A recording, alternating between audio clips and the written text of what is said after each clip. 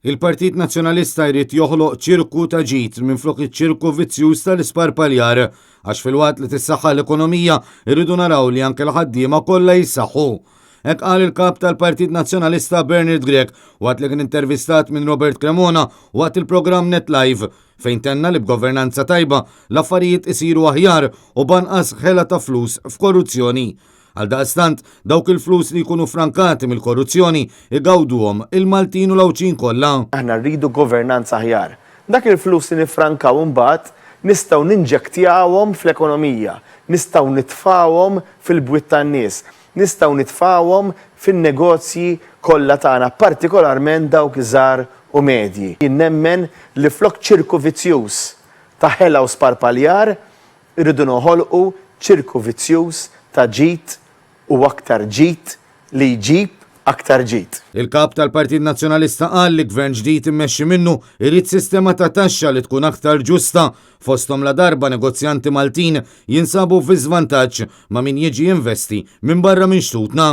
Tajjeb li ninċentivaw il min jiġi f'pajjiżna u jinvesti, però bl-ebda mod ma nistgħu nħallu lil negozji tagħna kbar imma żgħar u medji partikolarment illi jkunu fi żvantaġġ u allura ma jkunux jistgħu jikkompetu. Dwar il-clusters li preżenta tnejn il-Partit Nazzjonalista, Bernard Grech qal li dawn saru b'kontinwazzjoni għal ħidma li bdiet taħt it-tmexxija ta' Adrian Delija f'Mejju tas-sena li għaddiet. Spjega li b'dan il-mudell 150 persuna tqasmu f'setturi differenti biex joħorġu l-proposti għal programm elettorali tal-elezzjoni ġenerali li ġejja.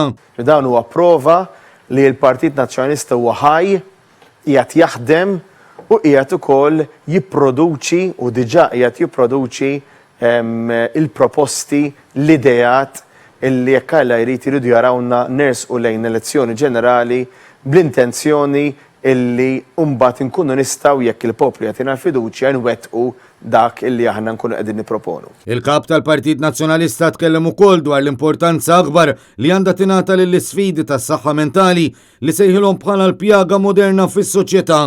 Dan kif din taffettwa lil ħafna nies, partikolarment illum lil dawk li għadhom milquta mill-pandemija. Meta ngħidu naqraw is-sinjali ta' żminijiet, ifisser ukoll li minn żmien għal żmien naġġornaw il-politika tagħna u aħna nirrispondu għal dak li huwa meħtieġ skont dak li nkunu qegħdin ngħixu.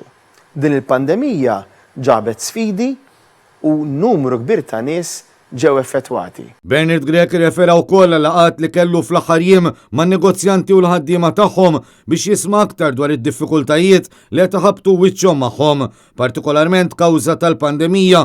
Fl-istess waqt u appella biex kulħadd joqgħod attent wara li jitneħħew ir-restrizzjonijiet ħalli s-sagrifiċċji ma jkunu saru għal xejn.